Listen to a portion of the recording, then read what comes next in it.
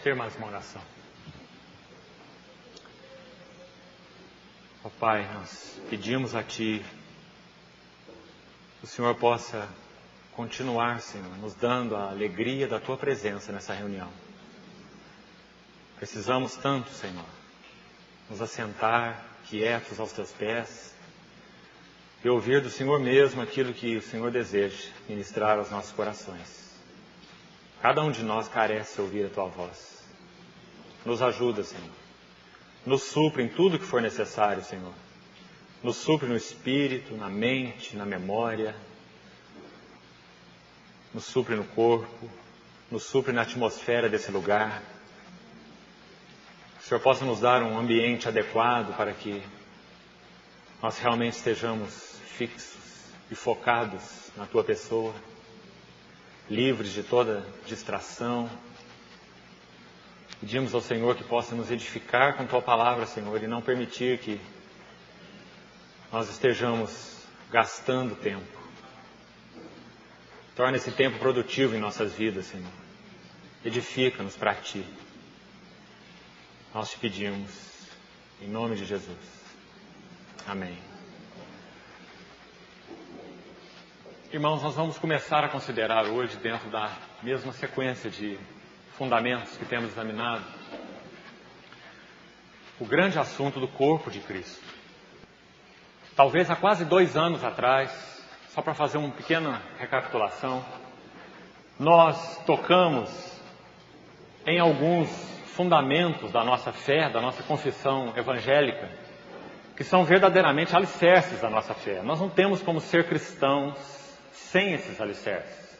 Assim como não podemos edificar uma casa sem alicerces. Então, nessa última série que retomamos de estudos, nós na verdade pegamos a partir do 3º alicerce.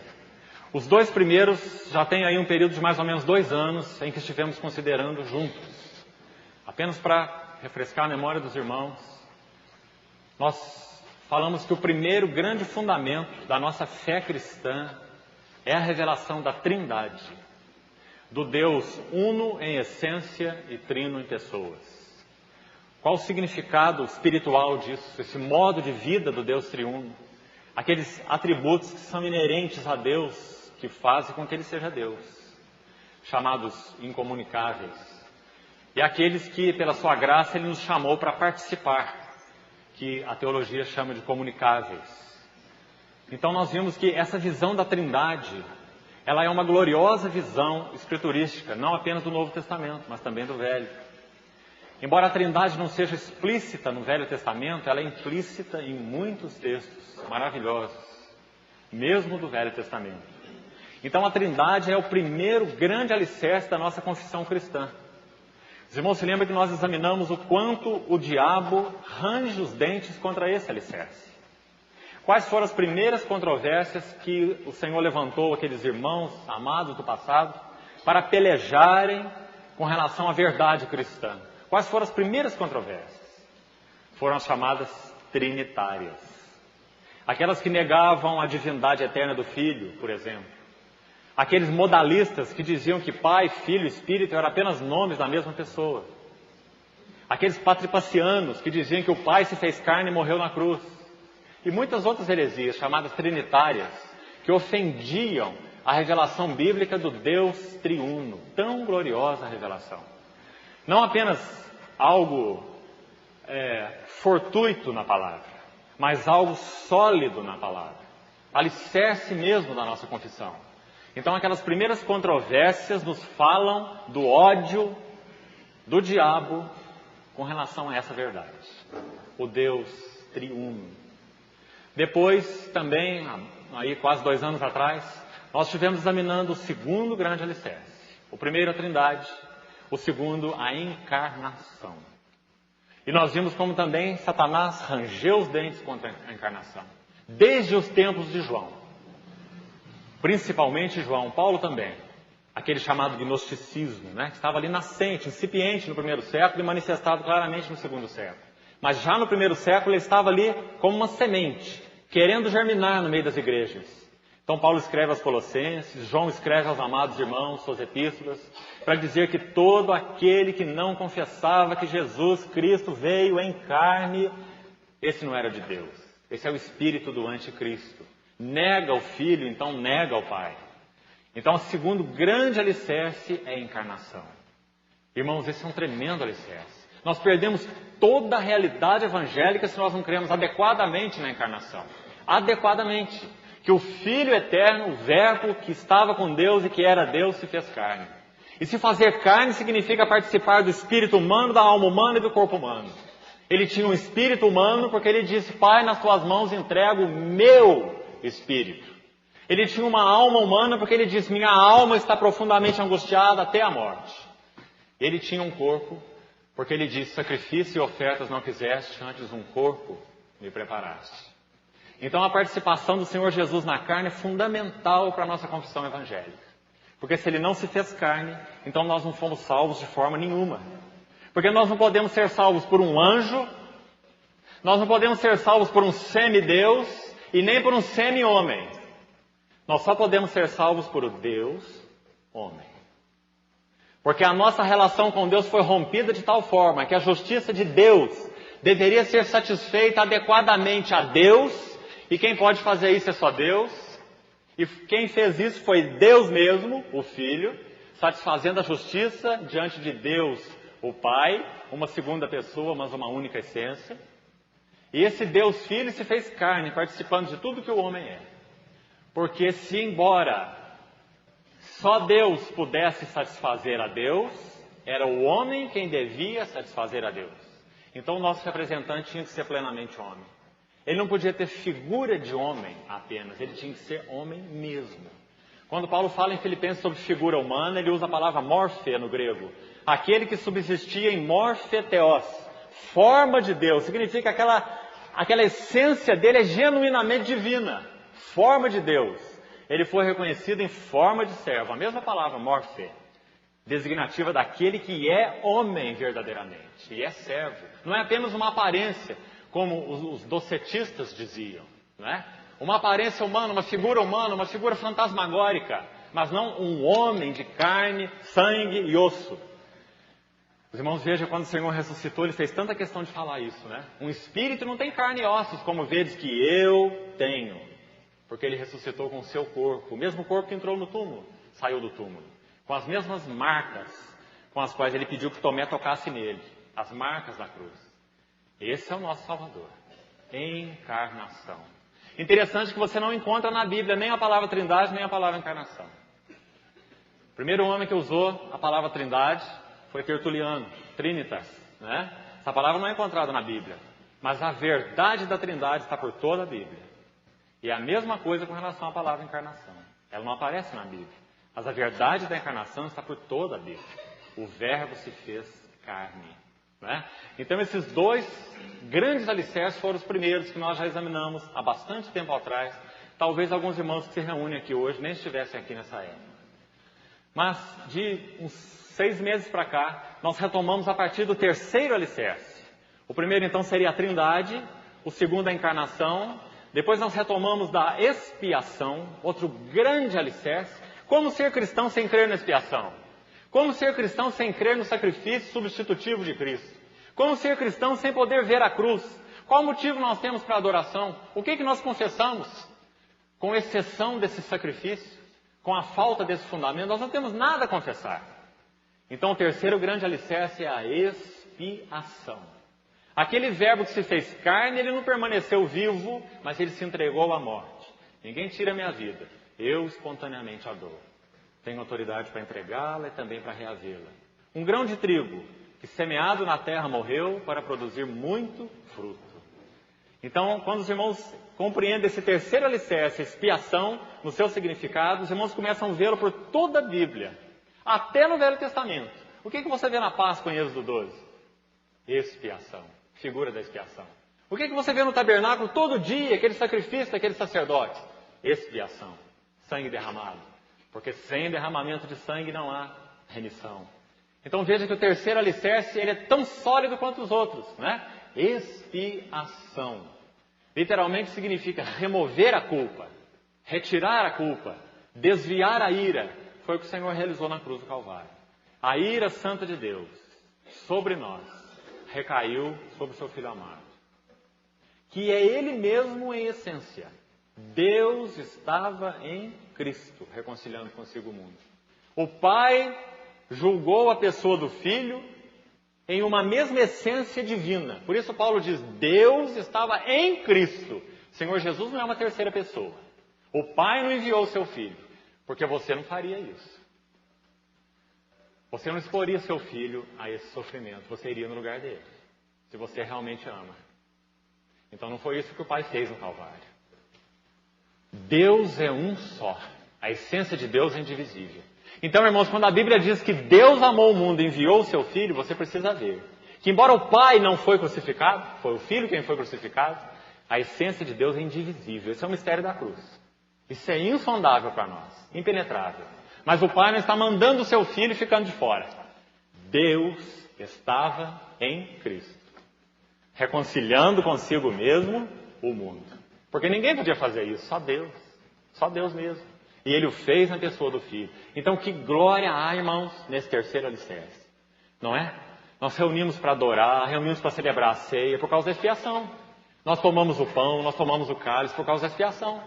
Nós cantamos esses cânticos maravilhosos que nós cantamos por causa da expiação. Amo a Ti, Jesus, Teu valor ninguém supera. Quem mais tem eu no céu? Por que nós cantamos isso? Porque Ele removeu nossa culpa.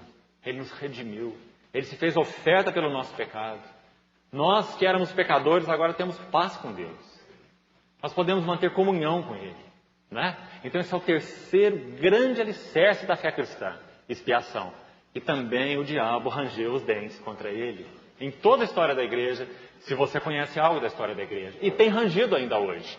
Porque hoje nessas pseudo-pregações que você escuta por aí, não tem pecado, não tem cruz e não tem sangue. Só tem ofertas, né? É uma pregação sem cruz, uma pregação sem sangue, uma pregação na qual não há pecado, menção de pecado. É uma pregação sem graça, porque não há necessidade de graça, porque não há pecado. Então esse é o terceiro grande fundamento da nossa confissão. Depois nós fomos para o quarto, a justificação pela graça por meio da fé. Alicerce do qual Martinho Lutero disse que a igreja estaria em pé ou ruiria baseado nesse único alicerce. A justificação somente pela graça por meio da fé. Quarto alicerce. Depois nós fomos para o quinto, a ressurreição de Cristo. Tremendo alicerce. Ele ressuscitou corporalmente, não misticamente.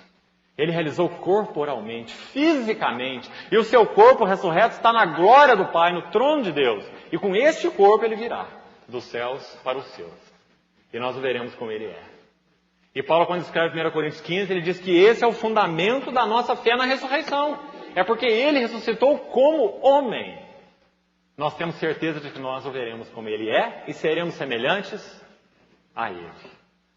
Quinto alicerce, a ressurreição corporal de Cristo. O diabo também rangeu os dentes contra o alicerce. Havia até mesmo algumas lendas no início da história da igreja, alguma coisa que circulou naquela época que diziam que o corpo do Senhor Jesus tinha sido jogado aos cães, tinha sido comido pelos cães. E muitas outras coisas mais. Porque o diabo estava pelejando com o fato da ressurreição, porque é por causa da ressurreição de Cristo que ele foi, de uma forma manifesta, completamente derrotado e destruído. Quando o Senhor Jesus ressuscitou, ele rompeu os grilhões da morte. Ele levou cativo o cativeiro. Ele despojou Satanás daquelas insígnias de autoridade, como diz Colossenses. Despojou quando triunfou na cruz. O morto não triunfa. Só o ressurreto triunfa. Então ele triunfou na cruz não por causa da sua morte. Ele tinha que morrer para ressuscitar. Ele triunfou por causa da sua ressurreição. Ele não permaneceu na morte. O melhor símbolo do cristianismo não é uma cruz vazia. É um túmulo vazio. Um túmulo vazio. Ele não está aqui. Porque buscais entre os mortos ao que vive. Então esse é o quinto grande alicerce, a ressurreição. Depois nós fomos para o sexto. Os irmãos vejam que é uma cadeia de elos. Em ordem. Você não pode remover um sem danificar essa corrente, né? Então o sexto elo seria o Espírito Santo. Outro profundo, tremendo alicerce. A igreja é habitada pelo Espírito Santo. Aquele que não tem o Espírito do Senhor não é dele. O Espírito de Cristo não é dele. Tendo crido na palavra da verdade do Evangelho, foram selados com o Espírito Santo. Ele é o penhor da nossa herança. Até o Senhor voltar e resgatar essa sua propriedade, que somos nós, em louvor da sua glória, como diz Efésios. Então o sexto alicerce é o Espírito Santo. O Espírito Santo veio habitar na igreja exatamente porque Cristo ressuscitou. E nós fomos justificados exatamente porque Cristo ressuscitou. Um elo está preso ao outro. Justificação, ressurreição, Espírito Santo. Agora, irmãos, nós vamos começar hoje, até onde o tempo permitir, tocar no sétimo alicerce, o penúltimo. Nós vamos falar sobre 8, então. O sétimo alicerce também é uma consequência imediata do sexto. Se o sexto é o Espírito Santo, qual seria o sétimo alicerce? O corpo de Cristo. Maravilhoso alicerce. Nós precisamos dessa visão, desse entendimento. Nós temos aí 2000 anos de história da igreja para nos dizer que nós temos visto, e tido muitos embates em torno desse assunto. Talvez aqui mesmo, no nosso ambiente, se nós fizéssemos a pergunta aqui, o que é a igreja? Nós íamos ouvir muitas respostas. Algumas talvez mais relacionadas ao sistema denominado igreja por muitos. Alguns mais relacionados talvez a uma forma de governo da igreja. Alguns talvez uma resposta mais mística, mais teológica. O que é a igreja? Irmãos, mas a Bíblia traz clareza extrema nesse assunto. Porque esse é um assunto de fundamento. Esse não é um assunto que para você descobrir você vai ter que escarafunchar cantos da palavra escrita e inspirada de Deus. Mas você vai encontrar esse assunto dissertado, claro, principalmente pelo Novo Testamento, é óbvio, onde a revelação da igreja veio à tona com toda sua luz, O Senhor Jesus mesmo foi o primeiro a usar esse nome, igreja, lá em Mateus 16. Eu edificarei a minha igreja. A primeira menção dessa palavra no Novo Testamento. E depois, a partir de Atos, você vai encontrar toda essa dissertação. O que é a igreja? Irmãos, a igreja é algo tão simples. No sentido prático, na expressão dela. Talvez hoje seria bom nós examinarmos essa simplicidade. Esse é meu encargo para essa noite. Em outras reuniões nós vamos examinar mais a chamada doutrina da igreja. Qual o ensino do Novo Testamento sobre a igreja? O que é a igreja? Esse corpo habitado pelo Espírito Santo. Esse corpo que é composto de todos aqueles que creram no Senhor Jesus, porque foram chamados à fé por Ele. Testemunharam dessa fé pelo batismo. Então esses pecadores redimidos, que confessam Jesus como único Kyrios, Senhor, esses são a igreja, simplesmente. Agora a Bíblia traz sim verdades claras a respeito de governo da igreja, a respeito de ministério dos santos, o ministério do corpo, a respeito de ministérios chamados fundamentais, apóstolos, profetas, evangelistas, pastores e mestres. Tudo isso é claro na palavra de Deus, Mas são assuntos acessórios. Realmente não é o mais fundamental sobre a igreja. Eu penso que o mais fundamental é realmente muito simples. E nós temos, irmãos, para vergonha nós, todos nós temos que nos incluir nisso que eu vou dizer aqui. Para vergonha nós cristãos, temos nos apartado uns dos outros por motivos que têm ofendido ao Espírito Santo. Porque não constituem a essência daquilo que é a igreja. Nós somos irmãos, nós somos habitados por um mesmo Espírito, salvos por um mesmo Senhor, temos uma e uma só confissão, como Paulo diz em Efésios, um só Deus e Pai, uma só esperança, uma só vocação, um só Espírito, Então, esses são os fundamentos. Ali em Efésios 4, se você ler, tem 7 itens ali. Uma só fé, um só batismo, um só Deus e Pai, uma só vocação, um só Senhor. São 7 itens que constituem o fundamento da nossa confissão. A igreja deveria estar vivendo assim nos dias de hoje. E não estar assim esfacelada, com tantas confissões que às vezes se diferem por coisas tão irrelevantes, tão pequenas, algumas até tão absurdas, que fazem com que os santos deixem de ser um. E de alguma maneira, todos nós temos que nos incluir nisso. Estamos num barco só, estamos dentro da mesma arca, que é Cristo. Todos nós somos culpados desse pecado. Se o Senhor realmente nos estiver moldando-nos na nossa visão interior e no nosso espírito, Porque naturalmente falando, nosso espírito é faccioso. Nosso espírito é partidário. Nós abraçamos coisas e colocamos aquelas coisas no lugar da realidade, né? E quantos têm abraçado essas coisas e dado o nome de igreja? Igreja isso, igreja aquilo, igreja, e perdido a essência. Eu creio que nosso encargo não é realmente fazer críticas, nem a isso, nem a aquilo. Mas é pedir ao Senhor que molde em nós um espírito que contém a essência do significado da igreja, para que nós saibamos nos relacionar como irmãos, como membros de um mesmo corpo. E saibamos que na nossa localidade, onde o Senhor nos colocou, nós temos uma responsabilidade para com todos os santos.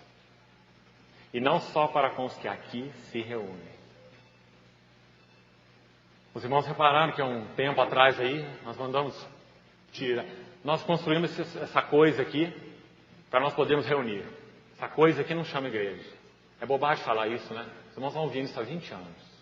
Não é verdade? Há 20 anos os irmãos sabem disso. Então nós colocamos um nome aí para identificar essa coisa aqui, porque senão vão achar que isso aqui é depósito. Pela maneira como foi construído. Depósito de alguma coisa, de mantimento. Então estava escrito ali fora, comunidade evangélica. Para falar que isso aqui não é um depósito de munição. Né? Embora tenha muita bomba aqui dentro. Mas aqui não é depósito de munição. Não é? Mas é um lugar de reunião dos santos. Então nós colocamos a comunidade evangélica. Mas daí um tempo nós achamos bom tirar essa coisa daí.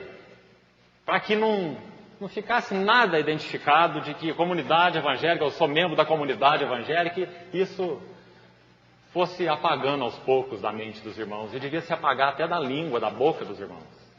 Porque nós somos membros de um único corpo de redimidos que está em São Lourenço, do qual nós somos uma expressão. Não é? E essa unidade nós devemos manter. Quando você tiver comunhão com pessoas que por algum motivo ou outro abracem uma ou outra, vamos chamar de bandeira, não se importe com isso. Não se importe com isso. Nem mesmo queira saber o que ele pensa ou o que ele não pensa. Procure ter comunhão com ele em torno de Cristo. Só de Cristo. Cristo, esse nosso grande Salvador. Cristo, esse que nos redimiu. Cristo, esse que nos amou. Traga essa pessoa, se ele está lá, enfocado lá na sua estrutura, no seu sistema, traga essa pessoa para Cristo. Traga para o foco de Cristo. Né? Não é trazer para cá, não, para esse local de reunião, não. Pode deixar ela lá. Não é? Esse local aqui não é melhor do que outro. Mas traga para Cristo, para o foco de Cristo. Irmão, você confessa Jesus Cristo como seu único Senhor, você creu nele, você é dele, então nós somos irmãos. Vamos compartilhar em torno de Cristo. Não é? Como que você tem visto Cristo? Como que você tem seguido a Cristo? Quais são aí os contornos do teu discipulado? O que o Senhor tem falado a você? Que verdades você tem aprendido? O que Ele tem ensinado para você sobre vida conjugal? Sobre vida familiar? Sobre a vida da igreja mesmo? Então tenha comunhão em torno de Cristo. Eu creio que essa é uma primeira condição para nós podermos abençoar outras pessoas nessa localidade. Porque senão, irmãos, se outros olharem para nós, eles podem com toda razão nos condenarem pelo mesmo pecado. Facciosos. Acham que são melhores. Né? Então que nós tenhamos no nosso coração Cristo e só Cristo. E todos aqueles que confessam Cristo são os nossos amados irmãos. Eles estão conosco já e estarão conosco para sempre, na Nova Jerusalém. Se você tem tido dificuldade com alguns irmãos hoje, conserta logo. Porque na Nova Jerusalém você vai ver ele 24 horas por dia. Dia eterno. Né? São nossos irmãos. Que bênção, né? Romanos 14 diz assim que o Senhor amou e o Senhor acolheu. Lembra dessa palavrinha em Romanos 14? Lembra? Lá fala assim, acolhei-vos uns aos outros, como quem? Deus, em Cristo, vos acolheu. Olha que palavra. Acolheu. Se você tem uma clareza doutrinária de fundamentos da palavra que quem sabe o outro não tem concordado, tudo bem. Mas se ele tem professado verdadeiramente Jesus como Senhor, acolha-o. Acolha-o na comunhão. Deixe com as ideias dele, mas acolha-o na comunhão. Enfoque Cristo, porque Cristo pode alterar o que possivelmente precisa ser alterado. Você não pode. Cristo pode. Então acolha-o na comunhão. Né? Aqueles que confessam o único Senhor. Agora, é claro que você não tem como acolher na comunhão os testemunhos de Jeová, os budistas, eles não creem em Cristo, não é?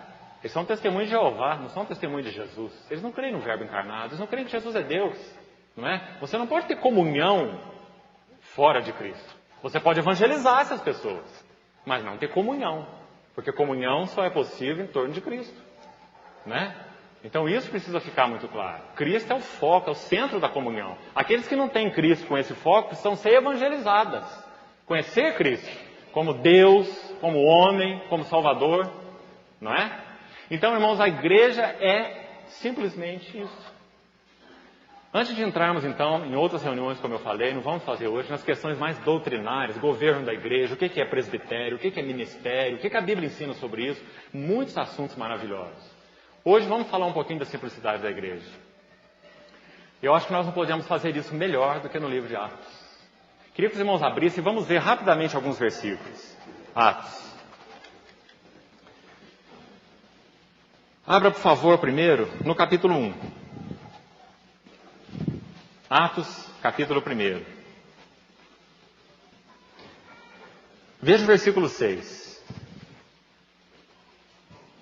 Então, os que estavam reunidos lhe perguntavam. Eu não quero falar sobre o contexto desse versículo. Eu quero que você veja essa palavrinha aqui. Como eu falei, vamos ser bem simples. Como é o Senhor? Quando Paulo escreveu aos Coríntios, você lembra? Em 2 Coríntios 11, ele falou assim, eu zelo por vós, pequeno parênteses só, antes de entrar aí no versículo. Paulo falou assim, eu zelo por vós com zelo de Deus. Escreveu para os Coríntios. Aí ele falou assim, porque eu receio que assim como a serpente enganou a Eva com a sua sutileza, sua astúcia, assim sejam as vossas mentes corrompidas, não é? E vos apartem do quê?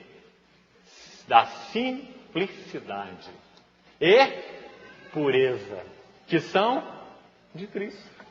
Que versículo lindo, não é? Esse é o nosso Cristo. Não é um Cristo complexo, não é um Cristo para teólogos, é um Cristo para os cristãos. Aquele que nos amou, não é? Aquele que nos deu a sua palavra. Graças a Deus pelos teólogos, graças a Deus pelos eruditos, no grego, no hebraico, daremos sempre graças a Deus, porque nós fazemos uso deles o tempo todo, não é? Quando estudamos a palavra. Mas nós precisamos saber que Cristo é para a igreja, para os cristãos. A igreja tem um ministério como corpo, cada santo, cada um é um sacerdote, cada um ministra a Deus, cada um serve, não é? Então, quando Paulo falou sobre a simplicidade e pureza de Cristo, irmãos, eu penso que esses dois termos, né, eles nos trazem imediatamente para Atos. Porque em Atos, você não tem complexidade.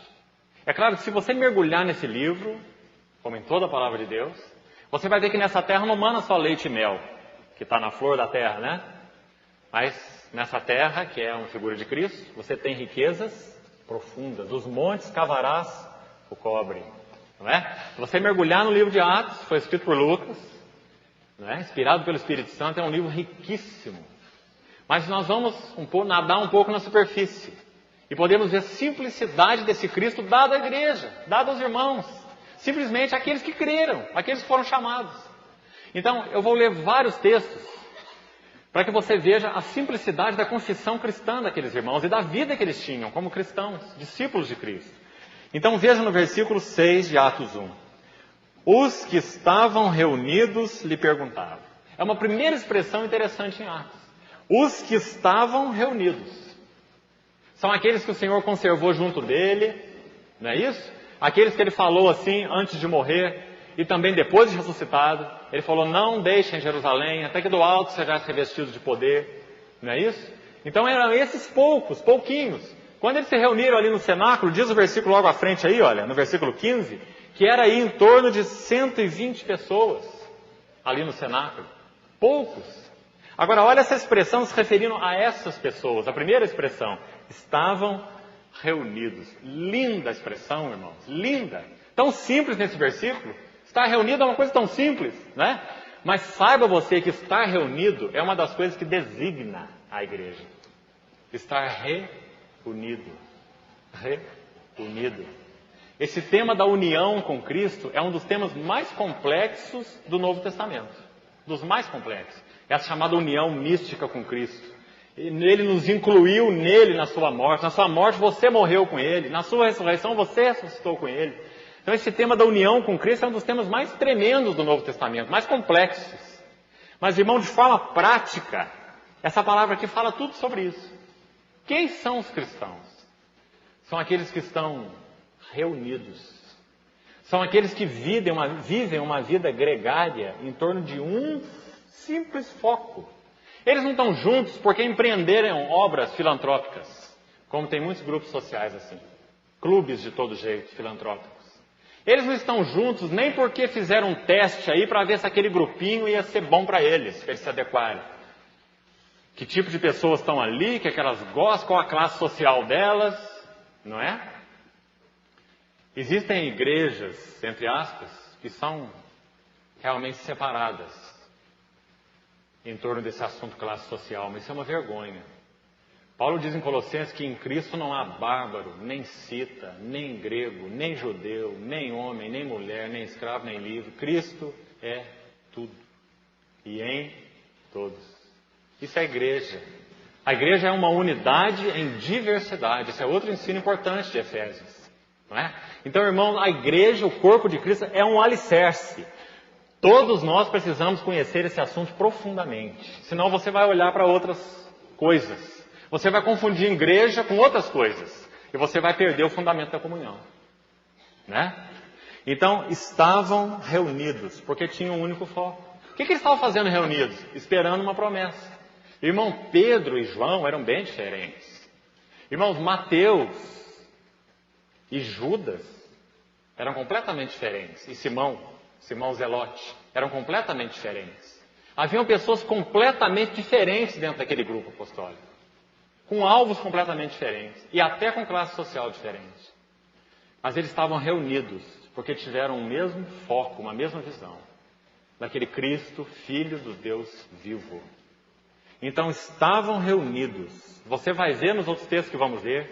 É uma palavrinha, uma frase, na verdade, né? Muito significativa no livro de Atos. Lembra que quando o autor de Hebreus fala sobre aspectos práticos da vida da igreja? Lá no capítulo 10 ele fala assim, não deixemos de, o quê? Congregar. Olha só. Como é costume de alguns. Antes façamos a admoestação, tanto mais quanto vedes que o dia se aproxima. Irmão, com o mesmo vigor que você precisa dizer para um outro irmão, olha, que nada nesse mundo te aparte de Cristo, com o mesmo vigor você precisa dizer que nada deste mundo te aparte da igreja. Porque a igreja é o corpo de Cristo. Você não vai lá para ver fulano e ciclano. Você não vai lá porque tem um pregador assim um assado. Você não está lá porque é o seu grupinho. Você está lá porque você foi redimido e agregado àquele corpo pela mão soberana do Senhor, naquela expressão ali local. E ali você quer crescer, ali você quer enfrentar suas lutas, suas dificuldades, seus embaraços, seus tropeços. Você sabe que pode fornecer algumas dificuldades para pessoas que estão ali, e pessoas que estão ali podem fornecer algumas dificuldades para você. Essa não é a verdade sobre a igreja? Ou nós somos uma comunidade de anjos? Né? Essa é a verdade sobre a igreja. Irmãos, mas há uma verdade maior sobre a igreja. E a verdade maior é que o Espírito Santo nos batizou em um corpo. Não se aparte da igreja. Se você se apartar da igreja, fatalmente você vai se apartar de Cristo. Nós não estamos aqui desde o mês passado, mas desde 20 anos atrás.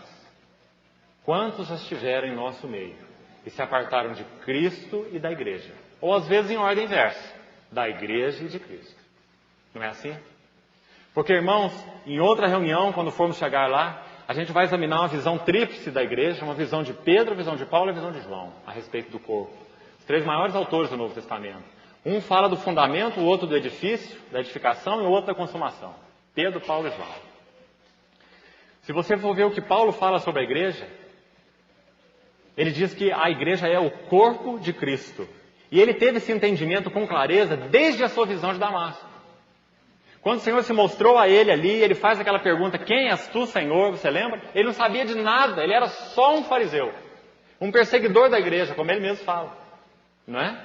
Um blasfemo, insolente, perseguidor da igreja. Mas quando ele cai naquela estrada, e ele pergunta, quem és? Quem és tu, Senhor? Ele ouve algo impressionante, que impactou seu coração e dominou toda a sua teologia, sua visão, seu ministério. Ele ouve assim, eu sou Jesus. Primeiro entendimento que ele teve, Jeová é idêntico a Jesus. Jesus se fez carne. Jesus é Jeová conosco. Emanuel, Deus conosco. Então ele ouviu da boca do Senhor, eu sou Jesus. Aquilo para ele foi impressionante. Porque Jesus para ele era um louco. E os seguidores de Jesus mais loucos ainda. Ele tinha que acabar com aquela seita para preservar o judaísmo. Não é assim? Por isso ele perseguia os cristãos, porque ele era zeloso. Então quando ele ouviu daquela voz, eu sou Jesus, Paulo foi demolido, literalmente. Ele viu quem é Jesus. Eu sou Jesus. Jesus é Deus. Jeová entre nós. Emanuel. Mas ele não ouviu só isso. O que mais que ele ouviu? A quem tu persegues. Segunda compreensão que ele teve. A igreja, os discípulos, pessoas tão simples, pessoas que não tinham nenhuma projeção social, não era nenhuma classe nobre, não tinha nenhuma projeção política, pessoas simples. Mas que ele estava fazendo questão de perseguir e até de matar. Ele ouviu da boca do mesmo Senhor, a quem tu persegues. Você já pensou no impacto disso, irmão? No coração de Paulo? A quem tu persegues? Ele falou, eu estou perseguindo a ti, Jeová. Porque Jeová é Jesus, porque a igreja é o corpo de Jesus. Paulo, ao mesmo tempo, foi impactado com essas duas visões que são uma. Jesus é Deus e a igreja é o corpo de Jesus, corpo de Cristo. Irmão, tudo o que ele escreve, todo o seu ministério foi regido por esse fato. Quando ele vai escrever para as igrejas, a igreja aos Coríntios, por exemplo, cheia de dificuldades, não é? E imoralidades, e divisões de classe social, eles tinham lá. E os mais ricos comiam, não esperavam pelos mais pobres, não repartiam na mesa do Senhor, celebravam aquela ceia que Paulo falou, olha, isso aí não é a ceia do Senhor. Vocês não esperam uns pelos outros. Vocês não repartem uns com os outros. Não é? E muitas desordens mais. Paulo não entrou especificamente no assunto em si para orientá-los. Observe a carta aos Coríntios para você ver. Em primeiro lugar, ele chama aqueles corações para a realidade que há em Cristo. E depois ele entra no problema. Ele vai primeiro falar que Cristo é um e tem muitos membros. Lembra? Ele fala isso no capítulo 12. Cristo é um e tem muitos membros. Então ele vai falar, olha, acaso vocês perderam o entendimento? Você acha que vocês são um grupo social, um clubinho? Vocês são corpo de Cristo, membros do seu corpo. E assim vocês devem servir. O pé precisa da mão, o olho precisa do pé, o ouvido precisa do olho, e etc. Como ele escreve lá. Não é? Então veja que Paulo vai sempre para essa visão. Sempre para a visão primeiro. Para depois tratar das minúcias. Não é? Então, irmãos, se nós não formos governados da mesma forma, nós vamos perder. Sempre vamos perder. Não é? Então a visão da igreja precisa governar nossos corações. O que é a igreja?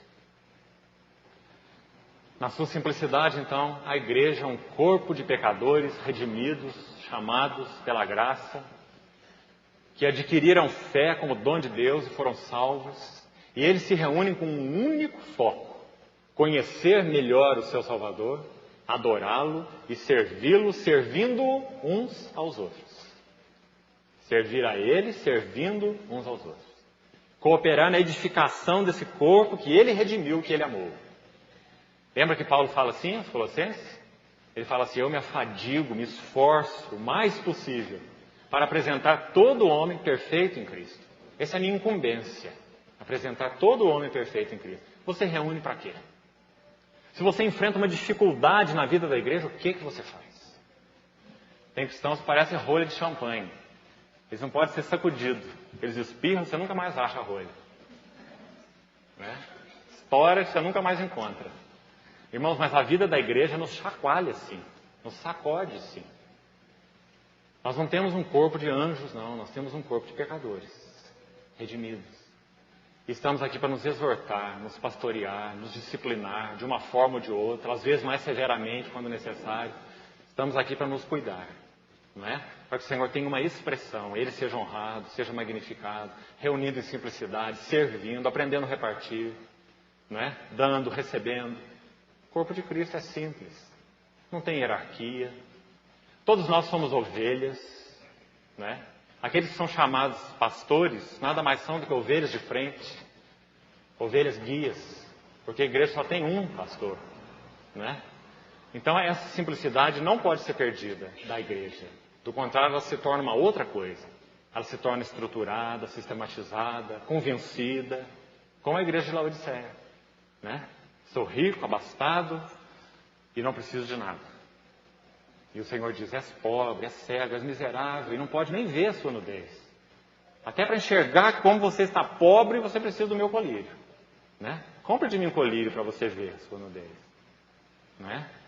Então, quanto nos dias de hoje, irmãos, o testemunho cristão tem que se assemelhado à Laodiceia, não é? Testemunho exterior apenas. Ricos, abastados, nós temos, nós fazemos, mas não são na realidade, né?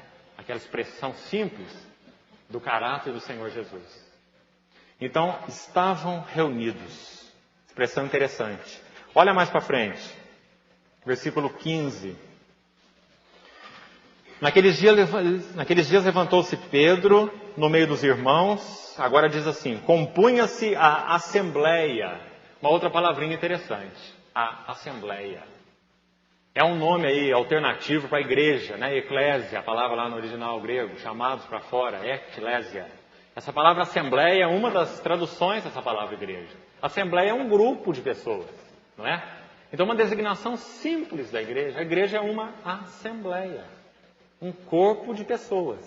Agora veja como vai prosseguindo, para mais clareza, na medida que o livro de Atos vai correndo.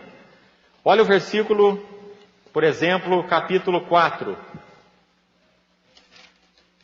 Capítulo 4.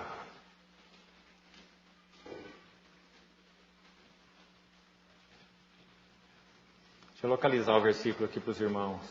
Versículo 4. Capítulo 4, versículo 4. Muitos, porém, dos que ouviram a palavra a aceitaram, subindo o número de homens a quase 5.000. O que é a igreja? São aqueles que aceitaram a palavra.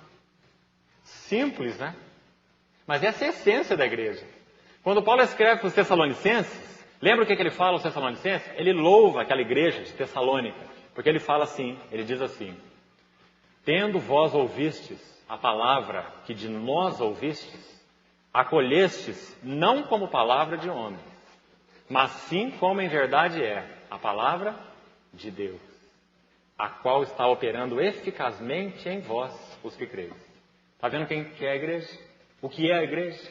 Aqueles que acolhem a palavra. Irmão, agora falando num sentido prático, no sentido de expressão, nós podemos nos chamar o que for. Tem uns nomes bonitos aí, né? Igreja de Jesus Cristo, dos Santos dos Últimos Dias, e tem tudo aí. Tem nome para tudo quanto é gosto. Você pode chamar do que quiser. Mas se nós não somos pessoas que aceitam, que acolhem a palavra, nós não somos cristãos. Não é? Porque cristãos são aqueles que aceitam a palavra, ou acolhem a palavra. Eles não estão ali ouvindo uma pregação, uma preleção, eles não estão atrás disso, de oratória, de eloquência. Eles querem conhecer Cristo na palavra, só. Não importa quem falou, importa o que Cristo falou, o que o Espírito falou, não é? Então a igreja tem essa simplicidade, essa expressão é muito significativa. Aqueles que ouviram a palavra a aceitar. E subiu o número de homens para quase 5.000. Subiu o número de homens da onde? Da igreja, da assembleia, não é? Daqueles que aceitaram a palavra. Olha a simplicidade. Mais um pouquinho, dentro desse livro mesmo. Olha o verso 23. Você lembra que logo em seguida, está aí no texto, Pedro e João vão perante o Sinédrio e são questionados, açoitados, não é isso? Arguídos ali, passam uma hora de prova difícil ali, testemunham o nome do Senhor diante do Sinédrio, não é assim? Aí o versículo 23 diz: uma vez soltos, depois de serem ali pressionados, castigados, eles são soltos. Olha a primeira coisa que esses homens fazem. Irmão, se tem alguém que podia se julgar autossuficiente na igreja, são esses dois. São nada mais, nada menos do que Pedro e João. 2 apóstolos. Ali da primeira linha do Senhor Jesus. Né? Se você está pensando em hierarquia, Embora isso aí não é nada, não signifique nada. Né? A nossa mente funciona ao contrário da mente de Cristo. Você sabe por que o Senhor chamou Pedro, Tiago e João para ficar mais próximos dele? Não é porque eles eram os melhores, é porque eles eram os piores. Pedro e João eram filhos, Tiago e João eram filhos de Zebedeu, filhos do trovão, homens bravos. O Senhor chamou os dois para colocar bem perto dele, eles precisavam. E Pedro haveria de negar o Senhor 3 vezes. E de ser estraçalhado na sua alma, no seu coração. Então o Senhor chamou aqueles 3 e colocou bem perto. Tiago seria o primeiro mártir, o primeiro a ser degolado dos apóstolos na história da igreja, na história inicial da igreja. E João seria o último. Então o Senhor chamou aqueles 3, Pedro, Tiago e João, e colocou bem próximos do seu seio. Não é? Então aqui você tem Pedro e João. E veja que depois de dar esse testemunho, eles são soltos, diz esse verso 23. Olha o que eles fazem. Procuraram aos irmãos. Está vendo? Uma vida de aliança, uma vida unida. Procurar os irmãos. Sabe o que eles foram fazer? Falar para os irmãos não se preocuparem com relação a eles. Matar a ansiedade dos irmãos pela vida deles. Então eles procuraram os irmãos para dizer, nós estamos bem, viu? Pode ficar todo mundo tranquilo. Nós tivemos o privilégio de sofrer pelo Senhor. O Senhor ainda está nos conservando aqui, até quando Ele quiser. Procuraram os irmãos. Isso é a marca da igreja. Procuraram os irmãos. Olha mais um verso. Capítulo 5 agora. Veja o versículo 11. Primeira vez em Atos que usa a palavra igreja. E sobreveio grande temor a toda a igreja. Quando aquele casal, Ananias e Safira, são julgados pelo Espírito Santo porque mentiram a ele. Naquela situação específica, os irmãos já sabem. Então, sobreveio grande temor a toda a igreja. Primeira vez que aparece esse termo, igreja. E a todos quantos ouviram a notícia desses acontecimentos. Olha no verso 14. Crescia mais e mais a multidão de crentes. Uma outra palavrinha aqui, olha, só apareceu agora.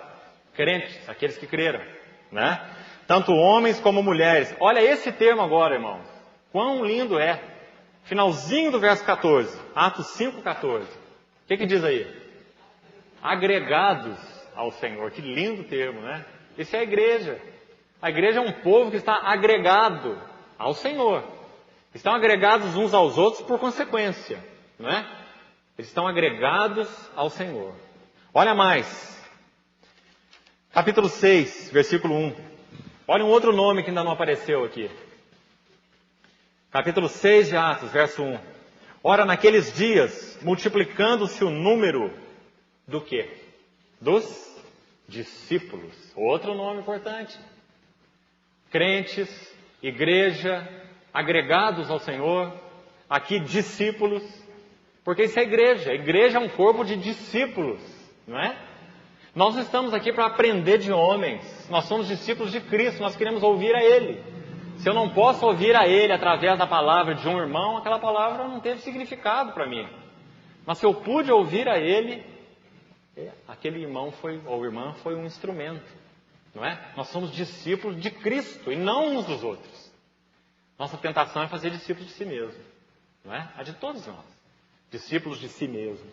Mas isso não é ministério verdadeiro, não é? Nós fazemos discípulos de Cristo. Multiplicando-se o número dos discípulos. Palavrinha também interessante. Olha o verso 7 desse mesmo capítulo. Crescia a palavra de Deus e em Jerusalém se multiplicava o número dos discípulos. Só para citar de novo. E também muitíssimos sacerdotes obedeciam à fé. Discípulos. Olha o capítulo 8. Capítulo 8, verso 1. A primeira expressão bíblica do fato da expressão local da igreja. A igreja é um corpo de santos numa localidade, e eles são uns. Uma localidade é um limite geográfico para aquela igreja. Os santos estão ali, eles moram ali, aquela é uma unidade política, não é? Eles vivem ali. Então aqueles que professam o nome de Cristo ali, eles devem ser um, no sentido de expressão prática, assim como são um com todos aqueles, toda a terra, que professam o nome de Cristo. Mas em toda a terra não é uma expressão prática, né? Talvez nós nunca conheçamos, antes da Nova Jerusalém, os irmãos lá de Xangai, não é? Mas eles estão lá há muitos séculos. Mas nós conhecemos os irmãos em São Lourenço. E com esses irmãos nós somos uma expressão local. Nós devemos viver juntos, em torno de Cristo, né? Esse é o foco. Então você encontra aqui a primeira vez, olha, capítulo 8, versículo 1. Naquele dia levantou-se grande perseguição contra a igreja em Jerusalém. Tão simples, né? É o corpo dos redimidos de Jerusalém, todos. Em Atos 2 diz, estavam juntos, tinham tudo em comum, tomavam suas refeições com alegria, com singeleza. Irmão, antes de realmente ter sido impactado pelo Senhor com essa visão, com esse entendimento a respeito da igreja, eu quero ser bem honesto com você. Você sabe o que eu pensava sobre isso? Eu também fui educado num lar evangélico e conheci o Senhor mais ou menos aos 14 anos de idade. Você sabe o que eu pensava sobre isso? Eu era cínico com relação a isso. Cínico. E dizia, isso é impossível. Isso é impossível porque o homem é isso, o homem é aquilo, o homem faz assim, o homem é arrogante, o homem é orgulhoso, o homem é faccioso. Não é? Esse é um cinismo realmente pecaminoso. Porque nós podemos sim, e graças a Deus isso tem sido uma experiência prática, sei que não só minha, mas de muitos irmãos. Nós podemos sim ter comunhão em torno de Cristo com todos os nossos irmãos que amam a Cristo, que acolheram Cristo. Nós podemos sim ajudar essas pessoas a desfocar de coisas que quem sabe estão aí ao redor, são secundárias, mas que não são importantes, não são o foco. E ajudar essas pessoas a vir para o foco, a vir para o centro. E ter uma doce comunhão com pessoas que por um motivo ou outro erguem uma bandeira ou outra. No seu coração isso não deve importar. Por nenhum motivo. E esse cinismo é pecaminoso. Porque todos aqueles que professam o nome de Cristo são nossos irmãos. E nós podemos ter comunhão em torno de Cristo. Nós fomos salvos pelo mesmo Senhor. Mas não tente ficar degladiando em torno de doutrinas, de conceitos e de sistemas. Não tente. Foque Cristo. Somente Cristo. Compartilhe Cristo. A salvação de Cristo. A edificação de Cristo. A relação da sua alma com Cristo. Cristo na sua vida pessoal, Cristo na sua vida familiar. A igreja em Jerusalém. Agora olha aqui um outro termo, rapidamente para a gente terminar. Olha aqui um outro termo no capítulo 9. Faz um contraste interessante com esse. No capítulo 8 diz igreja em Jerusalém, né? Uma igreja em uma cidade. Como nós cremos, é desejo do Senhor. Uma igreja, uma expressão, em uma cidade. Não é? Porque é uma unidade política. Os santos ali moram no mesmo lugar. Vivem juntos, professam o mesmo Senhor. Por que não estão juntos? Não é? Por que não podem ter comunhão em torno de Cristo? Então, o capítulo 9, olha o versículo 31, que interessante. Se no capítulo 8, lá, versículo 1, nós vimos uma igreja em uma localidade, igreja em Jerusalém, aqui você vê uma menção paralela do aspecto universal da igreja. Olha o capítulo 9, verso 31. A igreja, coloca no singular de novo, na verdade tinha paz por toda a Judéia. Agora não está falando de uma localidade, agora está falando de uma província, com várias localidades. Então ela tinha paz por toda a Judéia e Galiléia e Samaria, que é uma cidade, não é? E Judéia e Galiléia, duas regiões. Então você vê que a igreja agora é mencionada no sentido universal. Ainda é a igreja no singular, não é? Por que é a igreja no singular? Porque todos os santos são um. Eles só têm uma profissão de fé, não é? Essencialmente falando. Mas a igreja é expressa em cada localidade. Então você vê no capítulo 8, a igreja em Jerusalém. Depois você vê Paulo escrevendo toda a sua carta, as cartas, as igrejas da Galácia, plural. Porque na Galácia, que era uma província romana, tinha várias localidades. E a igreja dos Tessalonicenses, porque os Tessalonicenses moravam em Tessalônica e tinham uma igreja, onde os santos viviam uma vida comum. Essa é a simplicidade que tem sido perdida, não é? E diante da qual nós não podemos ser cínicos, sem ofender a visão do corpo de Cristo, né? Irmão, em suma, de forma bem simples, essa é a igreja. A igreja é o corpo dos discípulos, o corpo dos que creram, o corpo dos que foram agregados ao Senhor. A igreja é uma comunidade de pecadores, redimidos, que tem essencialmente uma única profissão de fé, que tem um encargo de Deus, do Espírito Santo, de estarem juntos, não podem estar apartados. Irmão, uma das pedras de toque para você realmente testar a sua experiência cristã, seu conhecimento de Cristo, é o valor que você dá à igreja. O que a igreja é para você? A igreja é algo que você não pode perder. Quando a igreja se reúne, você tem aquele senso no coração que você não pode estar apartado. Você tem um senso de que quando os santos se reúnem, o falar do Senhor através dos irmãos é diferenciado. Não é a mesma coisa de você na sua casa. Não é. Assim como o Senhor falava lá na tenda da congregação através de Moisés, não era a mesma coisa dele falar no coração de um judeu, particularmente lá, para levar uma oferta, um cordeirinho de holocausto, para oferecer lá no santuário. Quando Moisés falava na tenda da congregação, era diferente. Será que você tem esse entendimento que a reunião da igreja é assim? Você tem? Você tem esse zelo, esse encargo? Você sente no seu coração quando por algum motivo você não participa da reunião da igreja, por algum motivo? Você está lá na sua casa, mas você sabe, os irmãos estão reunidos. Os irmãos estão se exortando, os irmãos estão adorando. Então, irmãos, o valor que nós damos à igreja é um marco, é um teste da qualidade da nossa vida cristã, da nossa experiência espiritual. Se o Senhor permitir, na próxima reunião, eu quero examinar com os irmãos essas 3 visões que tocam a igreja. A visão de Pedro, a visão de Paulo e a visão de João. Uma toca o fundamento, outra toca o edifício, a outra toca a consumação. Então vá orando ao Senhor sobre isso, no seu coração, para que Ele possa te ajudar. Quem sabe, se for preciso, a reciclar todos os seus conceitos. Não tenha temor. Às vezes parece que o tapete é puxado debaixo dos nossos pés, né, e a coisa treme um pouco. Minha experiência pessoal foi assim. Mas não tenha medo. Para que o Senhor possa reciclar teu coração e te dar uma clareza simples do que é a igreja. Como Ele quer que você viva na igreja. O que é a igreja segundo o coração dEle. Como que Ele quer que você se relacione com os outros irmãos que estão aqui ou acolá. Como você deve vê-los. Então peça ao Senhor que te ajude nesse assunto da igreja. Porque só Ele pode trabalhar isso no seu coração. Esse retorno à simplicidade e pureza que são de Cristo. Amém. Vamos orar. Ó Pai, quão carentes nós somos no nosso coração. Quão necessitados, Senhor, de experimentarmos aquilo que está no Teu coração. Senhor, nós nos reconhecemos em nós mesmos tão limitados, Senhor, tão pequenos, diante de uma verdade tão tremenda, a igreja que está no Teu coração. Nós pedimos ao Senhor que nos ajude, Senhor, e nos habilite. Toda a nossa suficiência vem de Ti. Nós desejamos aprender a ter comunhão com todos os nossos irmãos e irmãs amados em Ti, Senhor. Nos ajude a estarmos verdadeiramente despidos de um espírito faccioso, partidário, pecaminoso, cínico, malicioso.